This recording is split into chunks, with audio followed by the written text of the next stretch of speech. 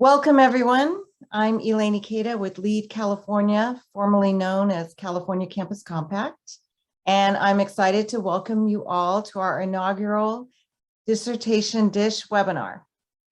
We are so excited that over 120 people signed up to participate in today's webinar. I'm going to go over some logistics here, and then I'll turn it over to my colleagues Ben and Milad to kick us off. We are recording this webinar, and it will be available in a day or two on our YouTube channel. So we will send out a link once it is available, and you can always return to our website later to find the link there. If you have any questions during the webinar, please post those in the chat, and then we will save them for our Q&A session a little later. If they're technological questions, I'll go ahead and answer them. And I highly recommend that you put your Zoom on speaker view mode, since there are a lot of people participating, and this will allow you to keep the speakers front and center. And we will be keeping you muted throughout the entire webinar. So again, put any questions that you have in the chat, and we will be monitoring that. I'll just say a little bit about how this came to be. I had an idea for quite a while that I wanted to have a way to do a few different things. Number one, lift up and highlight some of the most recent research that has been done in the community engagement field. And number two, create a way that journal editors, conference organizers, webinar planners, and community engagement professionals could be exposed to the new research and to good presenters that they could tap for their other events. And number three, we wanted to offer some support and possible guidance for those who are in graduate programs by way of tips from those who have just gone through the process. So I reached out to the International Association for Research on Service Learning and Community Engagement, IARSLCE. And for the past 6 months, we have been working collaboratively to bring this idea to life. So I'm very grateful to our planning team, Star Plaxton Moore, Chris Naive, Ben Traeger, and Emily Anderson for the hard work that brought us to this moment. So I'm going to turn it over now to Ben Traeger, the Interim Director of Community-Based Learning at the University of Wisconsin-Milwaukee, and to Milad Moheb Ali, the Chair of the Graduate Student Network at IARSLCE. And they are your hosts for today's webinar, and they will also introduce our speakers. So I'm going to turn it over to them. Thank you so much for the introduction. Hello, everyone. My name is Milad Moheb Ali. I'm a PhD candidate in higher education and student affairs at the University of Iowa. And I'm the current chair of the Graduate Student Network, or GradSN, of IARSLCE. We appreciate the leadership of LEAD California in this partnership and the opportunity to highlight current and important research of recent graduate students. If you are a graduate student or early practitioner scholar, I hope you would consider joining the Graduate Student Network. You would receive our monthly newsletter and learn about opportunities to engage with the graduate students of the network and also IARSLCE. And I would post the link for signing up for Graduate Student Network and the chat box. And with that, I will pass it to Dr. Traeger to introduce our presenter. Thanks, Milad. Hi, everyone. My name is Ben. Just to reiterate, I'm really excited to be here today to, one, help elevate new and emerging research in a field of study that I really care about, and two, create a space to make more connections and pathways for grad students. But before we move along, I just wanted to reiterate a couple of things. First, we want to understand who is in the room today, so we're going to post a quick poll to see who's here with us. So if you could just go ahead and fill that out.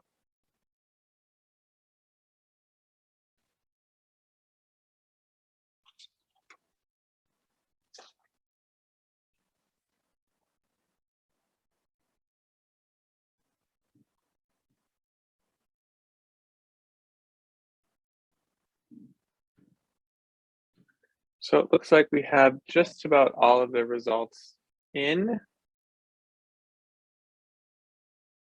And we have a very diverse group. It's awesome to see that we have so many grad students here, so welcome. And then seeing representation from other groups as well. So thanks everyone for filling out that poll. Just as a reminder, Milad and I will be helping facilitate some of the Q&A portion. So please just drop your questions into the chat, and Milad and I will monitor and then make sure that we're asking questions and elevating the questions that we're seeing there in the chat. We may do some parsing together to make sure that we can address many of the topics that might come through. And then as a reminder, please try and keep yourself on mute so that we can hear as much of Dr. Quan's presentation as possible. And so with that, I'd like to introduce our inaugural dissertation dish presenter, Dr. Melissa Quan. Dr. Quan is the director of the Center for Social Impact at Fairfield University.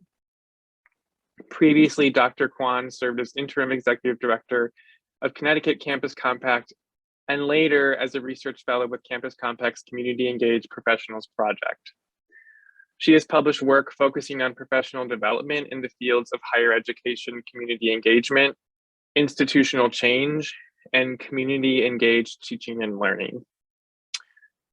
Dr. Quan received her doctorate in higher education from the University of Massachusetts, Boston. Her dissertation, entitled "A Framework for Justice-Centering Relationships in Higher Education Community Engagement," is a grounded theory study that generates significant new understanding into how stakeholders and campus community partnerships define the kinds of impact they want to achieve from a partnership. It is scholarship that not only includes community and voices, but also centers power and knowledge within the community, leading to a framework for more equitable and just relationships between the campus and the community. And with that, I'm going to pass it along to Dr. Quan. Thank you, Dr. Traeger, and everyone for being here. And it's an honor to be the inaugural disher of this great new series. So I'm just going to pause for a second to share my screen. All right, there we go. Okay, so I'll start just by sharing a little bit more about myself, as my pathway has been somewhat non-traditional, and I imagine that's the case for many community engagement professionals, and I know there's many of you in the room. It probably would be a fun study in and of itself, our different pathways to where we are. But my entree into this work was somewhat accidental in that it started out as a gap year that never ended, but just really took different twists and turns. Following my graduation from John Carroll University, where I earned my bachelor's degree, I committed to a year of service with the Jesuit Volunteer Corps, which brought me to Bridgeport, Connecticut, just a few miles from where I live today. I accepted a job with the nonprofit that I serve with, and in that role, I was a community partner to Fairfield University, among other universities. But Fairfield is where I currently work and where I've worked for the past 20 years. And I've had a few different positions within Fairfield, but community engagement has always been central to my work. I've also had some really great mentors here at Fairfield who encouraged me to pursue my doctoral degree. And I finally took that leap in 2015, nearly 15 years into my career as a community engagement professional, because I'd reached a point where I wanted to get more involved in research. I wanted to be more directly involved in research, and I also wanted to feel better equipped to support others who were interested in community engaged research. So today I'm going to share with you my dissertation research, which I successfully defended a little over a year ago. And I'm hoping this summer will finally afford some time and space to really think about next steps. And I'm grateful for this opportunity to practice with you all and to gain some inspiration. So thank you again. So the focus of my research was on understanding how campus community partnership stakeholders, particularly community partners, define impact. It was a study of how impact is determined. It was not an assessment of whether outcomes were achieved in the context that I collected data. And I had two main research questions. The first one was aimed at understanding how campus community partnership stakeholders define impact. And you see there were a number of sub-questions to address related contextual factors and different dynamics. And the second question really focused on the alignment between how higher education stakeholders and how community stakeholders define and understand impact, and what that can contribute to our understanding of how partnerships could be designed to achieve positive community benefit. I chose grounded theory for my research design for a few reasons. Throughout the community engagement literature, there's an expressed need for more theories to guide practice and interpret outcomes. And I wanted to move beyond community perceptions and satisfaction surveys, where a lot of the research on community impact currently exists. And I wanted to dive deeper into the dynamics of partnerships to really understand what was happening. And then Sharmaz's perspective that theory is constructed through the research process really fit with my goal of lifting up community voices in the generation of new knowledge. And it also accounted for the 15 plus years of experience and perspective that I was bringing as a community engagement professional. And one of my dissertation committee members had really warned me against using grounded theory. To quote him, he said, "In theory, you will never finish." But I just couldn't get away from it, feeling like it was really the right fit for the inquiry that I wanted to pursue. So I did power on. And so for the aspiring grounded theorists out there, I would just say, go for it. You can do it. So drawing from my literature review, I chose 3 sensitizing concepts to use as starting points for analysis. And you'll see later how I drew upon them to organize my findings. But sensitizing concepts are important in grounded theory because we're not starting with a theoretical framework to test against. And so we need something to ground and guide our analysis. So the concepts that I chose were partnership structures and processes, epistemology, and power. So for partnership structures and processes, as we know, there's extensive research that has shaped and informed a set of promising practices related to campus community partnerships. And my operating assumption was that positive outcomes won't be achieved without quality practice. In terms of epistemology, the norms and traditions of higher education tend to privilege an expert epistemology, or the idea that all of the knowledge, resources, and expertise resides in and emanates from the academy. And as we know, this is problematic for community engagement because the expert epistemology doesn't value community knowledge, and it tends to prioritize higher education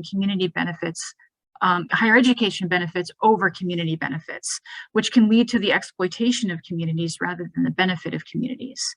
And throughout the community engagement literature, there's a call and a recognition that we need to do more to engage and value community knowledge. So we need to understand, recognize, and make space for new epistemologies. And then power refers to who holds the authority in decision-making, has access to resources, and exercises control. In community engagement, the scales of power tend to lean towards higher education, and you can see how this is linked with the expert epistemology as well. My study focused on 2 Jesuit universities and a selection of their community partners. And the purpose of focusing on Jesuit colleges and universities was multifold. They share a common social justice mission that makes them a natural home to community engagement. And as an active participant myself in the Jesuit Service Learning Network for nearly 20 years, I've established strong relationships with fellow community engagement professionals.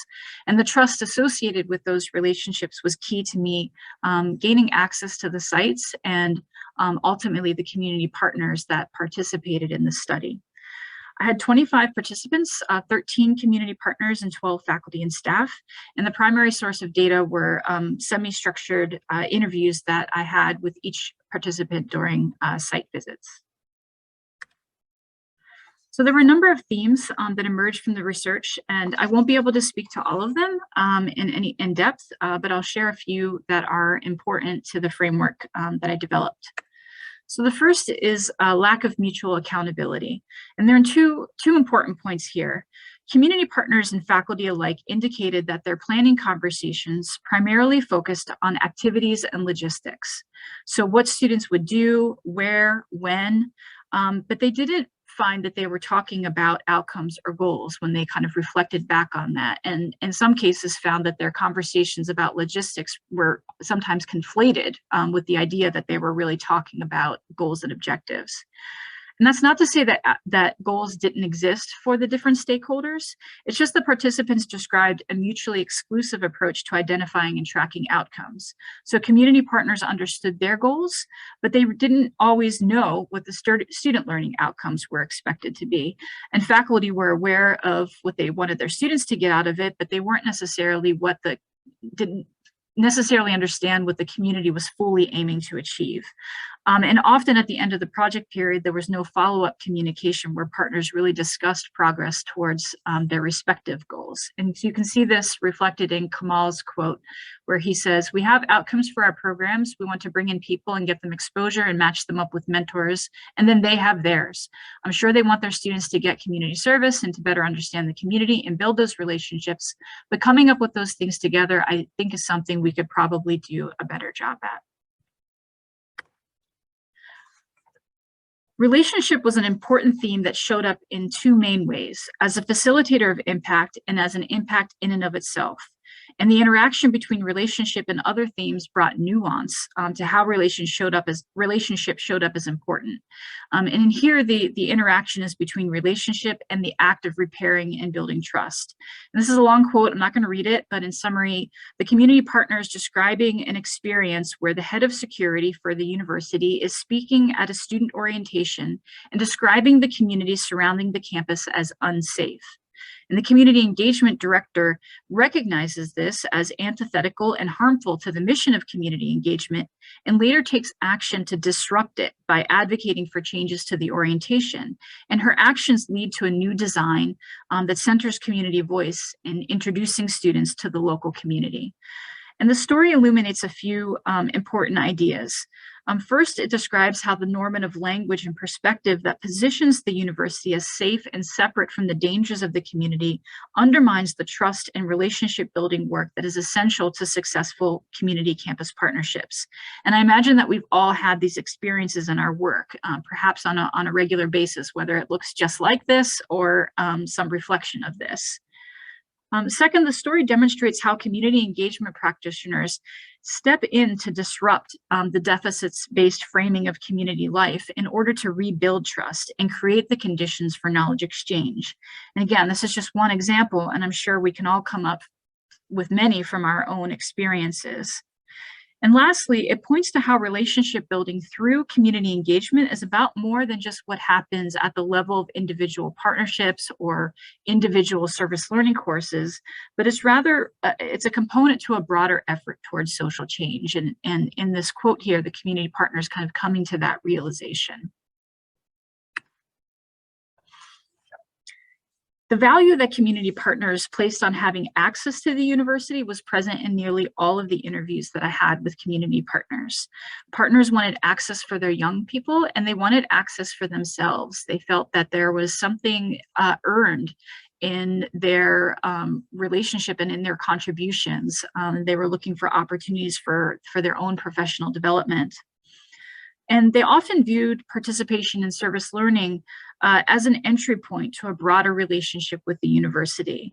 And they expressed a desire and willingness to work with the university to impact change on campus in hopes that it would benefit their young people. And this was something that surprised me, that wasn't exactly expected.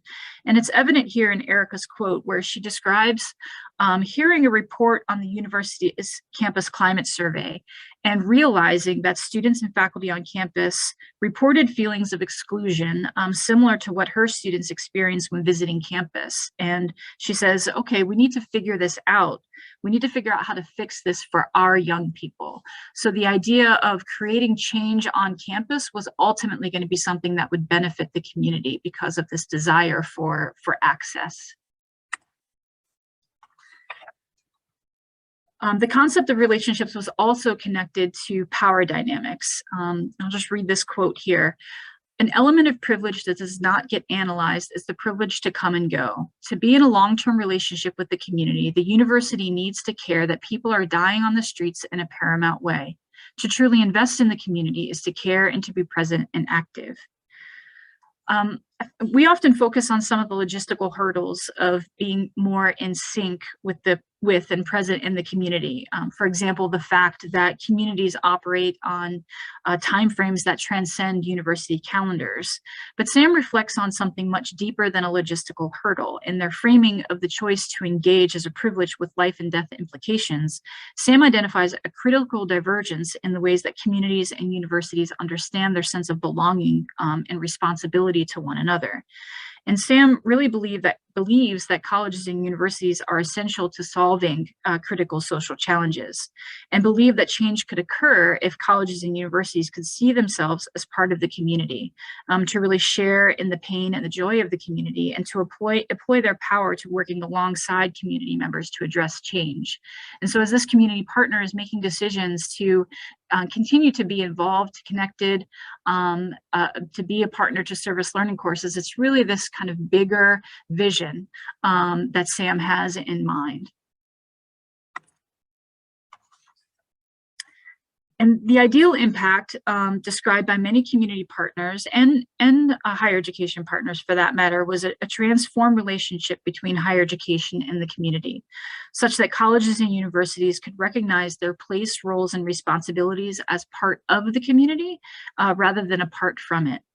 And further, it was acknowledged, as you'll see in Angela's quote here, that achieving this transformed relationship will require changes in institutional structures, policies, and culture within the higher education, but I also heard community partners talking about this in their own context as well.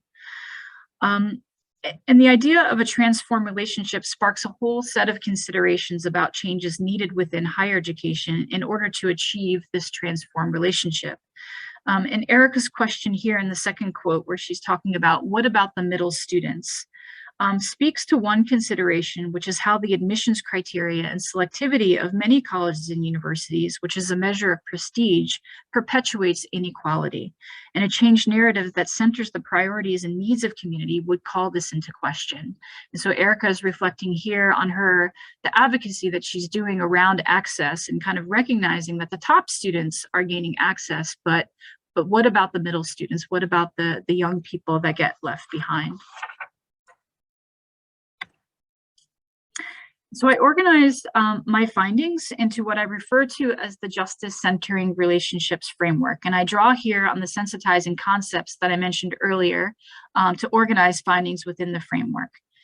And it describes two paradigms for understanding community impact in higher education, community engagement, the plug and play paradigm and the just relationships paradigm. And then there's a change process referred to as reframing. And within each, I identify key practices, orientations towards power and epistemology, and possible impacts. And a critical difference between the paradigms is the relationship between campus and community.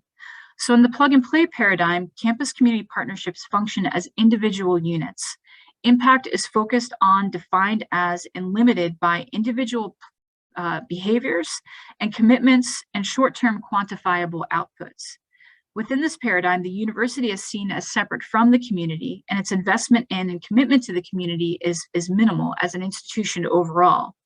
And this perpetuates a power imbalance in which the university holds the power to opt in or to opt out of relationships with community partners. Impacts in the plug and play paradigm can be enhanced through better communication between partners about outcomes, better alignment of university and community goals, and attention to power at the level of the partnership. But the impacts will always be limited by the extent to which the broader university is committed to community engagement and to relationship with the community. In the just relationship paradigm, campus community partnerships are understood as part of a broader institutional commitment. Within this paradigm, the university recognizes its position as part of the community, such that the well-being of the community is tied directly to the well-being of the university and vice versa. As such, there's no opt-out choice. Impacts are longer term and defined as ever-evolving relationships that contribute to institutional and social change. In the just relationship paradigm, institutional changes that create the conditions for just relationship, such as creating a sense of belonging on campus, as Erica was noting, are community impacts from the perspective of community partners. The center column represents the reframing process through which the identity of the university begins to shift from one that is separate from the community to one that is part of the community. And in this context, campus and community partners talked about acts of resistance as critical to the reframing process. And it's through acts of resistance that community engagement stakeholders begin to dismantle the parts of their respective institutions, whether it was, higher ed or nonprofit institutions, that served as barriers to just relationships and meaningful community impact.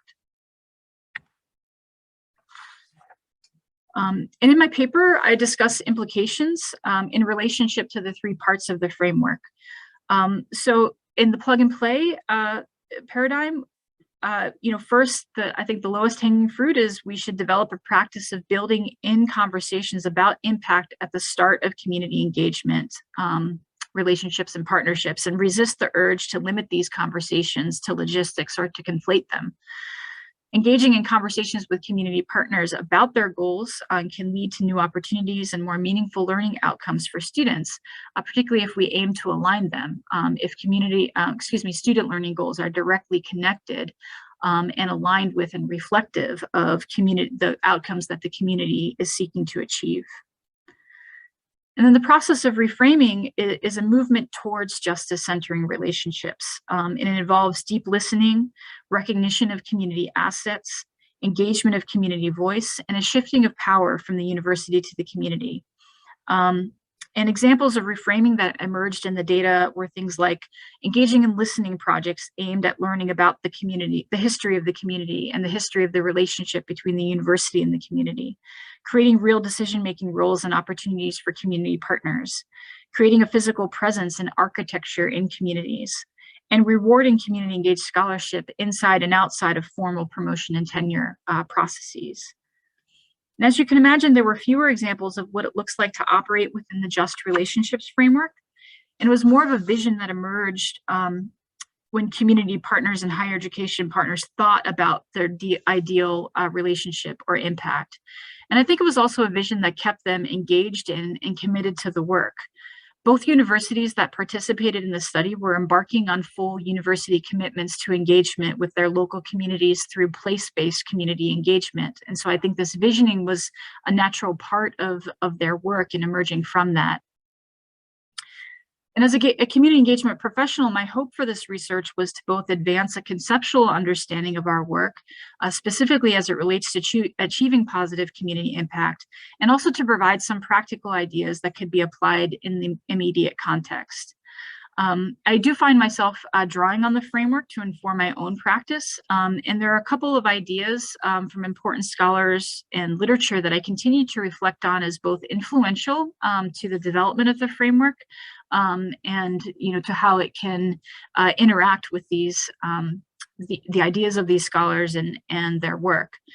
So the first are the 2009 Democratic White Paper that I'm sure many of us are familiar with, and the 2011 Full Participation, Building the Architecture for Diversity and Community Engagement in Higher Ed White Paper.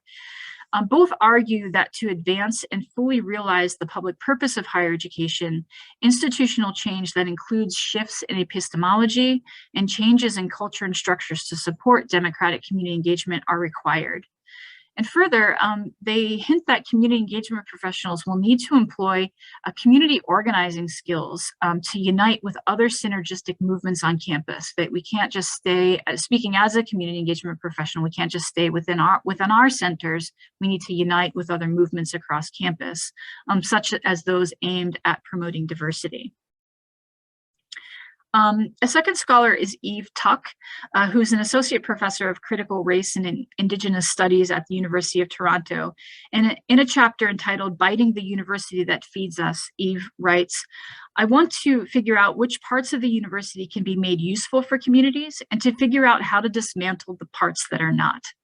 And this reminds me of the many acts of resistance that emerged in the storytelling of my interview participants and that I notice more in my everyday work. And it also makes change feel more achievable when you think about it as being something that can be chipped away at. And finally, to go hand in hand with the dismantling is the rebuilding. And I know many are familiar with Nadine Cruz, who argues that rather than seeing the university as the center of knowledge, we need to reclaim the whole circle of knowledge and diverse ways of knowing, and that campus community partnerships can be an effective pathway for doing this. And Nadine encourages experimenting in the ideal as a way of chipping away at change and sustaining ourselves in the process. And as I've tried to practice this, I have personally found a lot of freedom and joy in this concept of experimenting in the ideal. And I think getting back to the roots of community engagement, which is so tightly connected to social justice, and can move us more towards justice centering relationships. So I think I'll stop there and see what questions and where conversation can take us.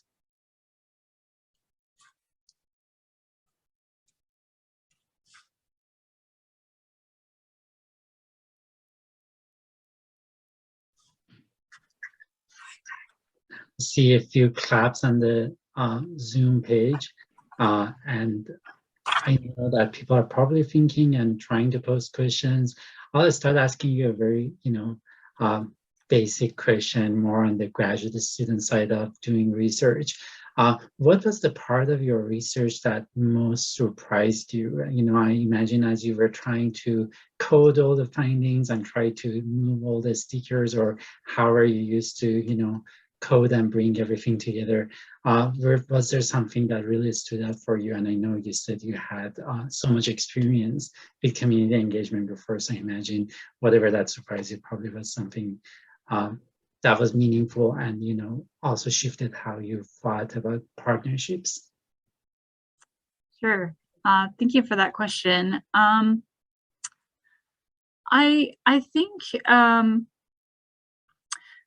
think it was the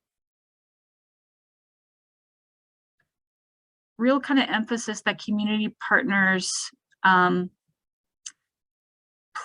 placed on wanting to have a broader, deeper relationship with universities, and this idea that many of them were partners to service learning courses.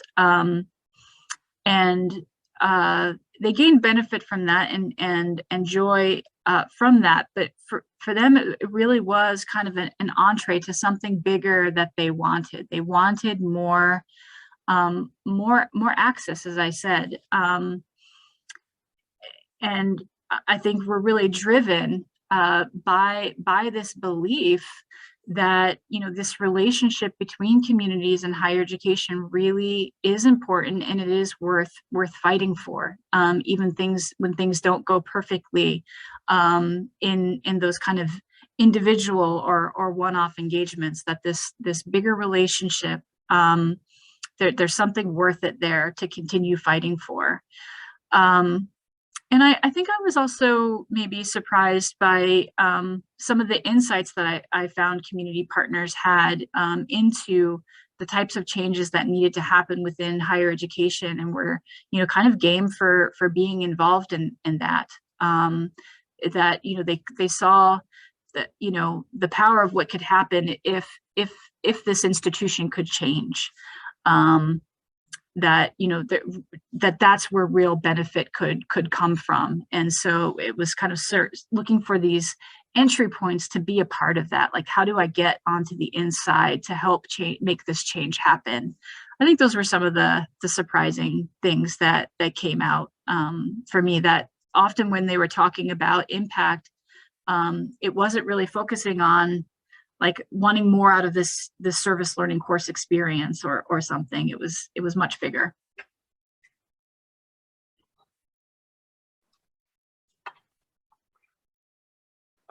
Another question that has come through, and actually is very related to one that I had, is about the framework.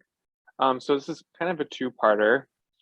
Could you talk a little bit more about how the framework evolved from your themes and your implications? Like, what did that process look like?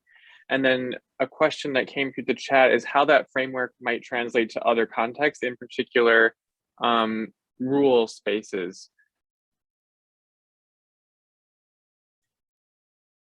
Thank you. Yeah, I think it's it very much reflects me as a scholar practitioner and kind of what I tend to be drawn towards. It felt for me like one of the things that made me really nervous about grounded theory was coming up with a theory, like, you know, like, what is this supposed to look like? And, you know, as I read more and looked at more studies, I found myself always very drawn to these frameworks or continuums where you can sort of like plot yourself somewhere and think about what you want to move towards, and what you want your whole to look like. You know, we might not find ourselves entirely, just speaking about this framework, we might not find ourselves entirely in one paradigm. And so that's sort of what I felt drawn to. And also kind of looking back to some other, you know, grounded theory studies and really thinking about what the right role for the sensitizing concepts to play.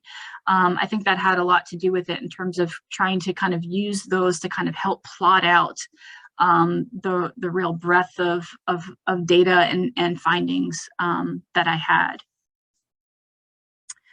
So in terms of, you know, how does it translate to other contexts? I don't necessarily want to make an assumption about that question, but I'm wondering if it has to do like with distance. So how do we kind of imagine this if we might be in and working in a context where we're not immersed directly within the community that we might serve, or be most kind of connected to? And that's a good question that I haven't. Yeah, that's a good question that I haven't thought a lot about, and would love, you know, some feedback on. But I think, you know, even in my context here at Fairfield University, we're not directly, you know, situated within the community where most of our community partnerships exist. I mean, it's not far away, but we're not right in it. And so this is like a question that I've you know, thought about as we've thought about applying a place-based model to our work.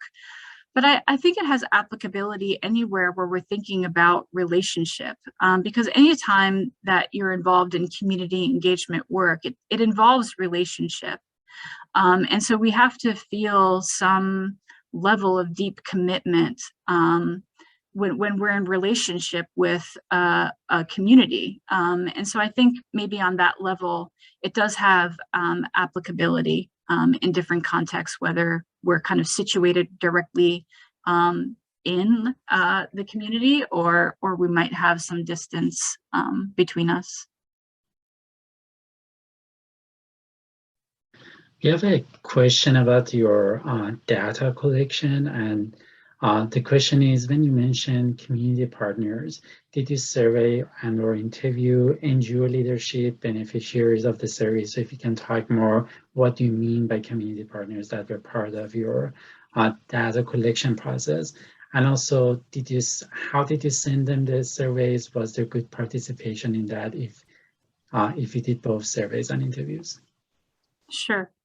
Yeah, I had a next slide that I didn't move over to on limitations, just because when I was nervous on time. But so when I'm talking about community partner, it was primarily professional staff within nonprofit organizations, and not the beneficiaries of those organizations. And so that I think is a limitation of the study. It would definitely be interesting to kind of move beyond the professional kind of network and move into. Although, you know, as we know, there's fluidity there, in that, you know, those professional staff are also members of the community, and even within, you know, among the higher education stakeholders, they are also in some cases members of the community. So what can you say your other question again? Oh, the surveys. Yeah. So I did survey, every participant also participated in the survey. So I sent a pre-survey just as it was almost like a sort of a warm-up, just sort of to help me get an understanding of the context, and also to help the participant get an understanding too of what I was looking to talk about, so that when I did have the opportunity to meet people in person, we could kind of go deeper with the conversation. And I also just kind of wanted to make sure that the people that were participating had some length of experience in the relationships that they would be speaking to.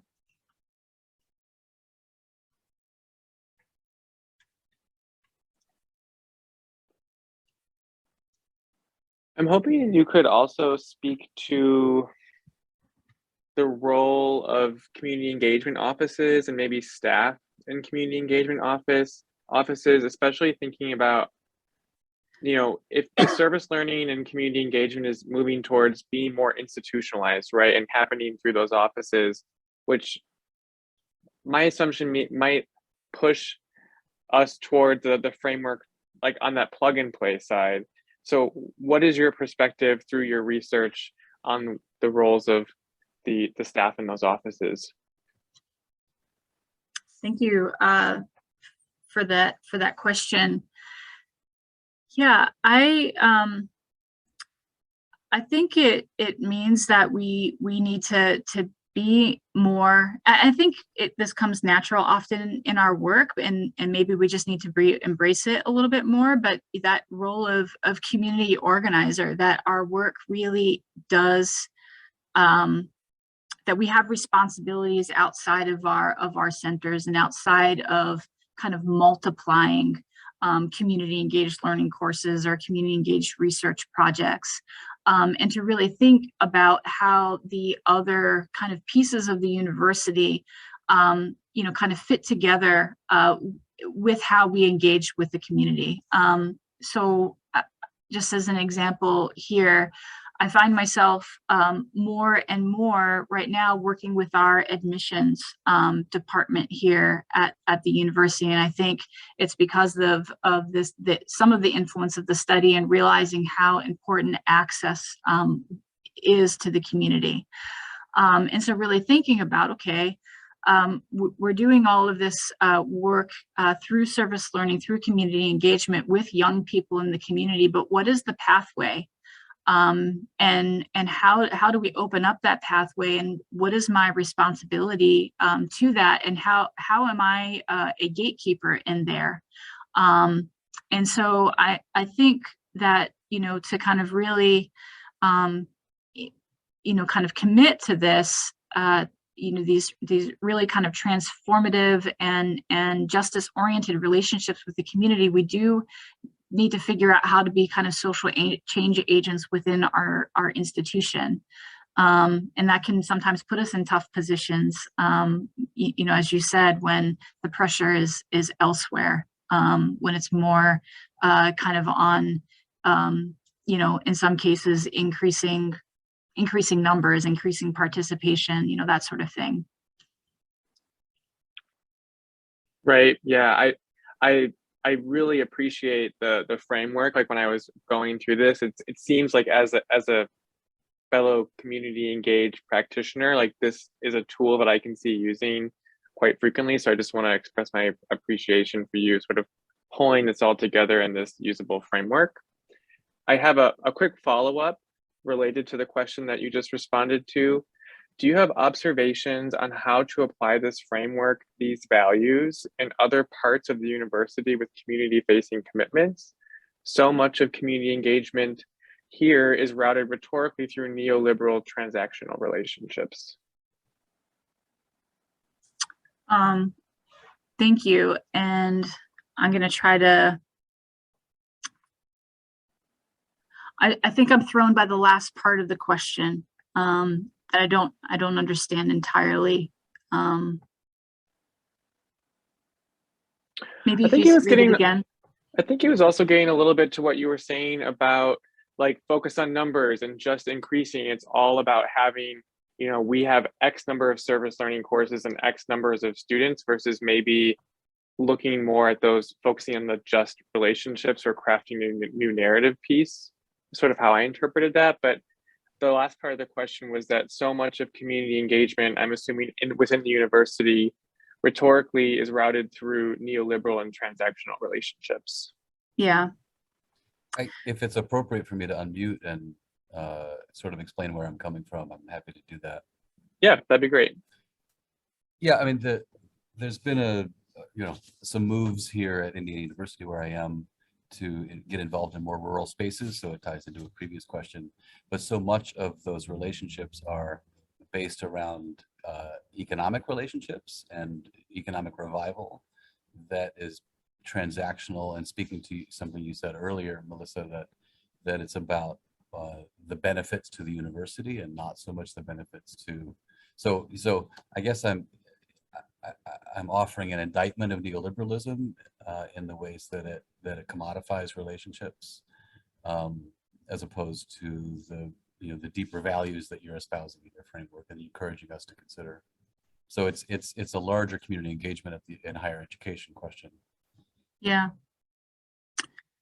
that's a good question. I'm not sure if I have a great response, but I'm involved in something here right now at my institution that it is like a more like driven from the top, and is focused on engage a project with the community. And so what I find my role being is to constantly disrupt, and so I think it does have applicability, but it again, I think it ends up requiring those of us that have this experience and this knowledge and this set of values to kind of be in those spaces as the disruptor. And of course, I think there are ways to do that in professional and constructive ways. But to kind of, disrupt the transactional orientation, to kind of call it out and also propose an alternative, to kind of call out the, I find myself calling out a lot like the deficits-based framing and the deficits-based language that we use, and, kind of saying, well, how do you think the community is going to want to be a part of this when this is how we're describing it, So that's probably not an adequate response, but that's what comes to mind for me when I kind of think about your question and my own context that I'm working in. But I guess I'm thinking about too, like just in general with marketing communication, like marketing communication kind of takes over this role of telling the story of what we do, and often in not ways that we would like. And so we need to figure out how to influence that. That's definitely something I have not figured out here, but comes up all the time. Melissa, if I may jump in and connect it to Michael's reflection, and you just hit it on the head right there. Because what I went to was like some of the other areas on campus that have some connection to the public. I went to marketing communication, and in thinking about your just relationship part of the framework, I mean, it sounds like what you're saying, and partly it could be just you're being humble about it in terms of influencing how marketing communication maybe can have a different look on how they take a picture, not have necessarily somebody like passing out something that looks like, just like a donation or a handing out, but like more of a journalistic approach to how stories are told. I mean, can you comment on that, or have you seen any influence there on that, like just relationship side of your framework, say on marketing and communication? I mean, I think that's a great example of it. I'm thinking about even just what I was hearing from community partners and how they experience this in their work too. And how, you know, they also kind of tend to have, and again, I'm talking about, you know, professionals within nonprofit organizations who talk about having a neoliberal framework imposed upon them for how they talk about their work and how they document their work and how they are supposed to talk about impact, and how sometimes, you know, that neoliberal way of measuring and assessing this, in their mind actually really works against their values. So, you know, these neoliberal ways of assessing are about, you know, not double counting, you know, which for them is not really about serving the real needs of their community. And so they are, when they're looking, they were talking about different ways of working with the university. Many community partners expressed a desire to work with the university around storytelling, you know, so how do we move beyond the quantitative, the neoliberal ways of assessing and really tell the story of what we're doing.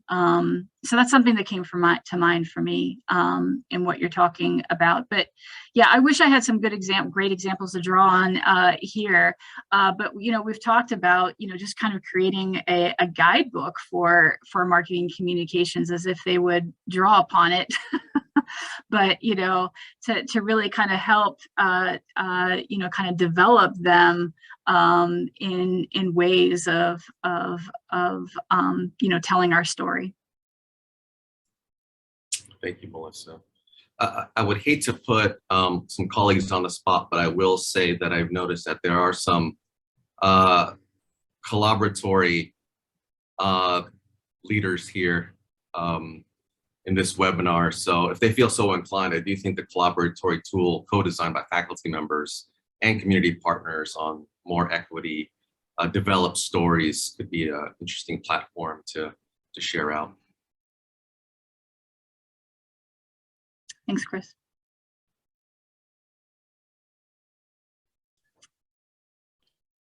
So I think we might have time for one more question, and it's a good transition question, but Melissa, are there any aspects of your findings from your study that you would want to dig into and study further? So what are next steps?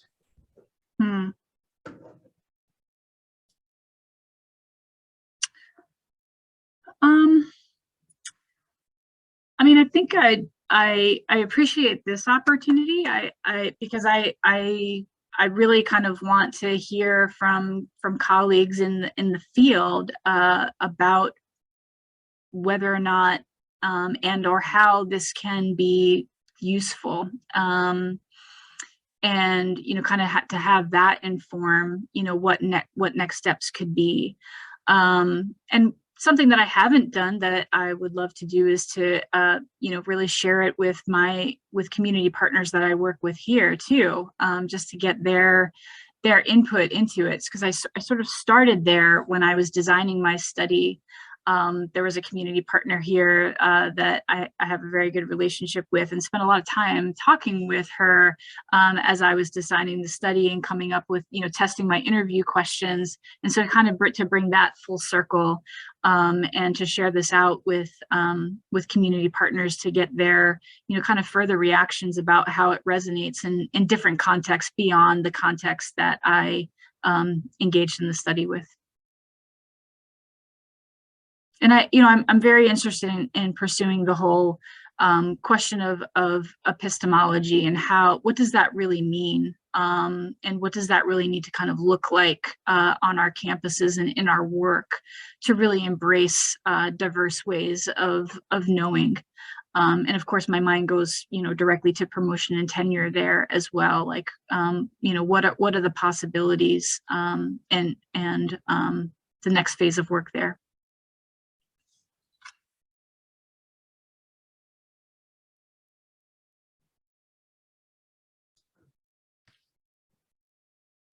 Milad, do you have any closing thoughts before we move on?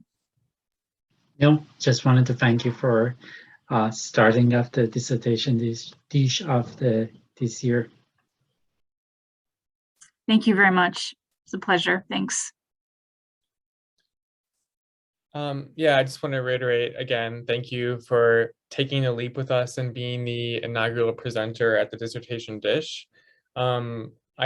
I really love that we started with something that was both innovative and also really practical. I feel it was a good opportunity for me to be a little bit closer to your work, to really see what this framework could look like. I know I could see applying this in my work. So maybe that might be a next step in seeing how people are using it on the ground in different contexts. So I'd be happy to chat with you more about that as we move along in life. I love that. Thank you. Yeah. A couple of quick announcements before we let everyone go for the rest of the day. Number one is there'll be some links popping into the chat. There'll be a link for an evaluation of today. So we would love to get your feedback on this. Like we said a couple times before, this is the first time we've done this. So your feedback is going to be really integral in helping us move forward. Also, there is a link for fellow almost done graduate students and graduate students who have just finished their PhDs. If you are interested in presenting or being a dissertation disher, you can check out that form and submit your information there. And then we'll also be sharing a follow-up email that will include a link to a recording of this presentation. So you'll get all of this sort of packaged in a final follow-up email. And I think that was all my announcements, but let me just double check. Last one is our next dish is going to be in June. So keep an eye out for that. Probably within the next 2 months or so, we'll have another final dish. And with that, I just want to say one last time, thank you so much, Dr. Quan, for being here. We really appreciate learning more about your work, and I look forward to seeing everyone else in the near future at our next dish. Thank you.